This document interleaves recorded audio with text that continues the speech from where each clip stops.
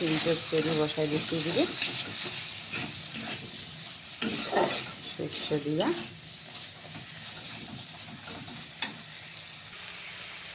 দিকে দেখো আমার শিম চচ্চড়িও হয়ে গেল, মোটামুটি হয়ে গেছে, সুন্দর খাইতে কিন্তু খুব স্বাদ। দেখো শিম তরকারি রেডি। আমার ডাইলও হয়ে গেছে ফোড়ন দেওয়া।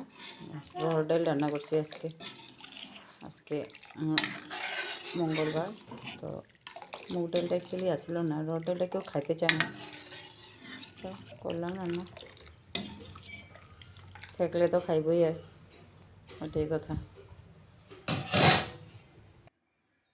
তো বন্ধুরা আমার রান্না বাড়া কমপ্লিট। এই যে পালং শাক আলু দিয়ে রান্না করলাম, বেগুন ভাজা, শিম রান্না করলাম শস্য দিয়ে, এদিকে রহড় ডাল, আর সাথে সাথে আজকে রান্না বাড়া আর সাদা ভাত।